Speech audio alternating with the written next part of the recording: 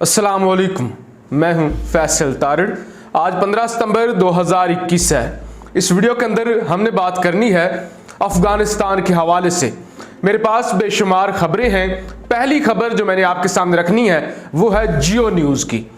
खबर के अंदर लिखा गया है कि सीनियर तालिबान रहनुमा मुल्ला बरादर और खलीलुर रहमान हक्कानी में सदारती महल के अंदर तल कलामी। अब ये खबर बिल्कुल सच है।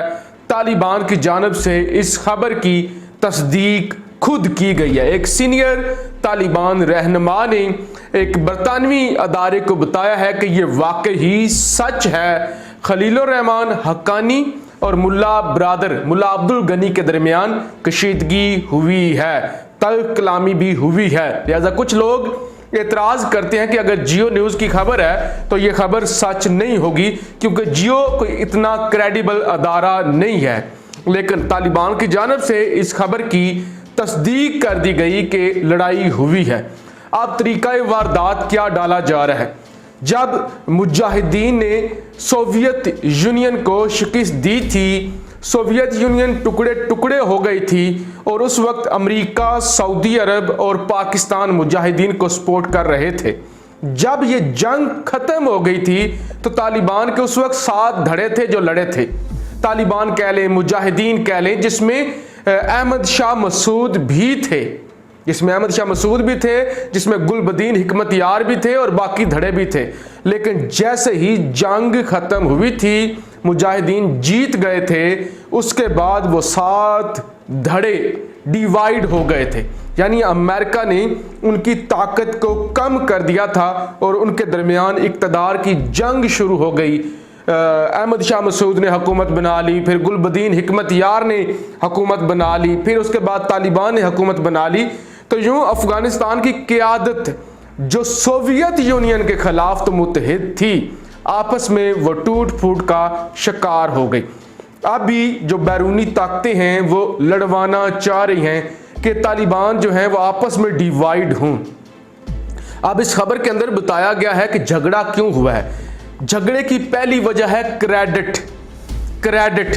क्रेडिट जा रहा है इस वक्त फतह का मुल्ला बरादर को, यानी तालिबान को जा रहा है। इसमें ज़्यादा क्रेडिट हक्कानी नेटवर्क को नहीं जा रहा। लिहाजा हक्कानी नेटवर्क कह रहा है कि पूरी दुनिया के अंदर फेमस हो गए हैं आप, दुनिया आपको शाबाश दे रही है और आप हमें भी हुकूमत के अंदर अहम तरीन हिस्सा दें। हुकूमत के अंदर सीटों की डिवाइड और क्रेडिट के हवाले से जो इख्तलाफात पैदा हो रहे हैं, उस वजह से तालिबान रहनुमा मुल्ला अब्दुल गनी, जो कि नायब वज़ीर आज़म भी हैं, और खलीलुर रहमान हक्कानी में झगड़ा हुआ। लेकिन इंडियन मीडिया तो आपको पता है किस तरह से पेश कर रहा था। उन्होंने तो यहाँ तक कह दिया था कि आपसी लड़ाई के अंदर मुल्ला अब्दुल गनी मारे भी गए हैं, यहाँ तक भी खबरें जारी की गई थी। लेकिन अब तालिबान ने तस्दीक कर दी है कि लड़ाई हुई है। यही वजह है कि कुछ दिनों के लिए मुल्ला अब्दुल गनी नक्शे से गायब हो गए थे, वो साइड पर हट गए थे। और शायद यही वजह है कि मुल्ला अब्दुल गनी को वज़ीर आज़म भी नहीं बनाया गया, जो कि पहले नाम आ रहा था कि मुल्ला अब्दुल गनी वज़ीर आज़म होंगे, अब उन्हें नायब वज़ीर आज़म बनाया गया है। तो ये झगड़े के हवाले से खबर थी। मज़ीद भी खबरें आपके सामने रखता हूँ। अब जी अगली खबर है डॉन न्यूज़ की। डॉन न्यूज़ की खबर के अंदर लिखा गया है कि तालिबान साबिक अफगान हुकाम के बैंक अकाउंट्स की छानबीन में मसरूफ़। तालिबान ने सारे काम छोड़कर जितने भी अफगानिस्तान के साबिका हुकाम थे, आला अफसरान थे, उनके बैंकों के अकाउंट्स की छानबीन और ऑडिट करना शुरू कर दिया है। क्योंकि आपको पता है अशरफ गनी करोड़ों रुपए लेकर भाग गया, अमरुल्लाह साले करोड़ों रुपए लेकर भागा और उसके बावजूद करोड़ों रुपए उसके घर से पकड़े भी गए हैं, सोने की ईंटें भी पकड़ी गई हैं। तो इसी तरह तालिबान को यह खदशा है, माजी में जितनी भी बैरूनी एड आती थी वो बजाय नीचे तक पहुंचने के तमाम अफसरान और वज़रा डायरेक्ट ही अपने अकाउंट्स के अंदर वो ट्रांसफ़र कर देते थे। तो अब तालिबान ने सबसे पहले एक मिशन शुरू किया है जिसमें तमाम चोरों को पकड़ा जाएगा जिन्होंने कौमी खजाने को लूटा है, जिन्होंने करप्शन किया, ताकि अफगानिस्तान जो इस वक्त मुश्किल से गुजर रहा है वहाँ पे एक तो करप्शन का खात्मा हो, दूसरा अफगानिस्तान के कौमी खजाने के अंदर रकम बढ़ सके। अमरुल्लाह सालेह के घर से जो 65 लाख डॉलर पकड़े गए थे वो भी कौमी खजाने में जमा करवाए गए हैं। तो इस वक्त नींदें उड़ी हुई हैं वो तमाम अफसरान, वो तमाम करप्ट अनासर जो करप्शन करते रहे हैं, जो अफगानिस्तान को लूटते रहे हैं। तो यहाँ पर मैं अपने पाकिस्तानी हुकाम से भी ये कहना चाहूँगा कि अफगान तालिबान, जिन्हें लोग अनपढ़ कहते हैं, गुवार कहते हैं, जो पिछले 40-50 सालों से जंगों के अंदर लगे हुए हैं, उन्हें भी इतनी समझ है कि करप्शन पर किस तरह काबू पाना है और चोरों को किस तरह से पकड़ना है। तो आप सिर्फ ज़बान की हद तक, तकरीरों की हद तक तो ज़रूर कहते हैं कि लूटी हुई रकम वापस लाएंगे,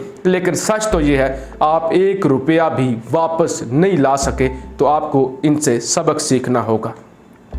तालिबान के सख्त तरीन हरीफ अब्दुल रशीद दोस्तम के पुरताइश महल में जंगजुओं के डेरे। अब्दुल रशीद दोस्तम जो कि इंतहाई गद्दार, एक जलील, एक सफाक, एक जल्लाद किस्म का इंसान था, उसके घर पर तालिबान ने कर लिया है कब्जा। उसका बहुत बड़ा महल है, ये जोज़े जान के अंदर उसका बहुत बड़ा महल है, उस पर तालिबान ने कब्जा किया। और तालिबान ये कहते हैं कि ये महल अफगान कौम की लूटी हुई रकम से बनाया गया है, लिहाजा इस पर हमारा हक है। और आपको पता है अब्दुल रशीद दोस्तम मुल्क छोड़कर भाग चुका है। ये अशरफ गनी का सबसे अहम सिपाही था, ये नायब सदर भी था अफगानिस्तान का। और अशरफ गनी ने इसी के बिहाफ पे अमरीकियों को लारे लगाए हुए थे कि कोई मसला ही नहीं है। तो कमांडर इस्माइल खान भी घुटने टेक गया, अब्दुल रशीद दोस्तम भी भाग गया, और उसके बाद आपको पता है कि गनी खुद भी भाग गया था। अब एक और ख़बर मैं आपके सामने रखूं। ख़बर जनाब ये है, अमेरिका खुद कह रहा है, अमेरिका कह रहा है कि अफ़गानिस्तान से ज़्यादा यमन और इराक़ से दहशतगर्दी का ख़तरा है। अमरीकी ओहदेदार, अब जी अमरीकी इंटेलिजेंस की डायरेक्टर एवरल हांट्स ये कहती हैं कि अब अमेरिका को अफ़गानिस्तान से इतना ख़तरा नहीं है। अब हमारी जो शामत आने वाली है, अब जो हमारे लिए ज़्यादा ख़तरात होंगे वो होगा यमन और उसके बाद होगा इराक़ के अंदर अब हमारी फ़ौजें हैं। तो अब इराक़ी और इराक़ के अंदर जितनी भी मालिशियाँ हैं, जितनी भी मलेशियाँ पाई जाती हैं, वो ये ज़रूर करेंगी जिस तरह अमेरिका जलील होकर, रुस्वा होकर अफ़गानिस्तान से निकला है, इसी तरह उन्हें इराक़ से भी निकाल दिया जाए। तो इस वक्त जो हालत हुई है अमेरिका की अफ़गानिस्तान के अंदर, उससे मंदी और उससे बुरी हालत अमेरिका की इराक़ के अंदर होने जा रही है। तो रिज़ल्ट क्या निकला कि अमेरिका जहाँ भी गया, जिधर भी गया, जलील हुआ, रुस्वा हुआ, अच्छे खासे जूते पड़े इन्हें, और इनको हमेशा शिकस्त ही नसीब हुई है। अब एक और ख़बर आपके सामने रख दूं। साबिक इसराइली वज़ीर आज़म के ख़िलाफ़ मुकदमे का गवाह तैयारा हादसे में हलाक बेंजामिन नेतन्याहू, जो कि नफ्ताली बेनेट से पहले इसराइल का वज़ीर आज़म था और एक लंबे अरसे से वज़ीर आज़म था। इंतहाई करप्ट, इंतहाई ज़ालिम, मोदी का यार और दुनिया भर में शरपसंदी और अपने मुल्क के अंदर करप्शन के अंबार लगाने वाला। जिस तरह अर्नब गोस्वामी ने गेम डाली थी कि TRP बढ़ा लेता था, मोदी का कारिंदा था, इसी तरह से नेतन्याहू ने भी अपना मीडिया रखा हुआ था, उनको पैसे दिए करता था और अपने बारे में और अपनी हुकूमत के बारे में अच्छे प्रोग्राम करवाता था। और इसके अलावा आपको पता है कि उसने एक जंग छेड़ी जाते जाते हमास के साथ, और वो 11 रोज़ तक जंग चली। कोई 40,100 से ज़्यादा, 4,000 से ज़्यादा तल हबीब पर रॉकेट दागे गए और बुरी तरह से फ्लॉप हुआ बेंजामिन नेतन्याहू। अब नेतन्याहू के खिलाफ बेशुमार केसेस हैं। एक अहम तरीन गवाह था, उसने पेश होना था अदालत के अंदर, जिससे नेतन्याहू को सज़ा हो सकती थी। नेतन्याहू ने यूनान के अंदर जब वो ट्रैवल कर रहा था, उस तैयारे को हादसे का शिकार करार दे दिया है, उस पर हमला किया गया है। अभी तक कहा गया कि कोई वजूहात हमारे सामने नहीं आई कि कैसे पूरी सराह तरीके से ये तैयारा जो है वो तबाह हुआ है, और उस तैयारे के अंदर वही बंदा जिसने नेतन्याहू के खिलाफ गवाही देनी थी वो हलाक हो जाता है। तो आप समझ चुके होंगे, जिस तरह आप फिल्मों में देखते हैं कि अहम तरीन जो गवाह होता है उसको मरवा दिया जाता है। तो इस तरह ये बड़ी ताकतें करती हैं कि जो भी मुल्क, जो भी बंदा इनके लिए ख़तरा होता है, इन्हें ये मरवा देते हैं। जैसे सदर ज़िया, पाकिस्तानी सदर ज़िया को तैयारा हादसे के अंदर मरवा दिया गया था जब मतलब पूरा हो गया था इन ताकतों का।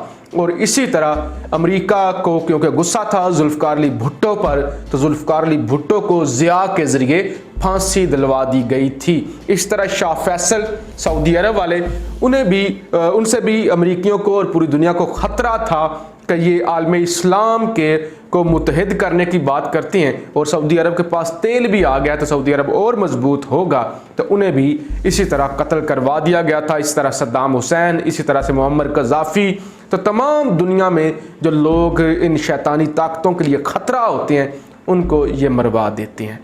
तो इस दौर के अंदर हक के लिए आवाज़ उठाना बहुत मुश्किल है। तो इस वीडियो के अंदर मैंने आपको बताया तालिबान के अंदर जो लड़ाई जारी है, आपस में जो इनके इख्तलाफात पैदा हो रहे हैं, और ये ताकतें यही चाहती हैं कि इनको डिवाइड कर दिया जाए, जैसे सोवियत यूनियन के टूटने के बाद तालिबान को, मुजाहिदीन को यानी डिवाइड किया गया था। तो हमारी दुआ है कि अल्लाह इनको हदायत दे, ये आपस में ना लड़ें, मुल्क की बेहतरी के लिए काम करें। जिस तरह से करप्शन पर और चोरों पर हाथ डाला हुआ है, इसी तरह से ये ऑपरेशन जारी रखें। अपनी राय का इजहार ज़रूर कीजिएगा। पाकिस्तान जिंदाबाद।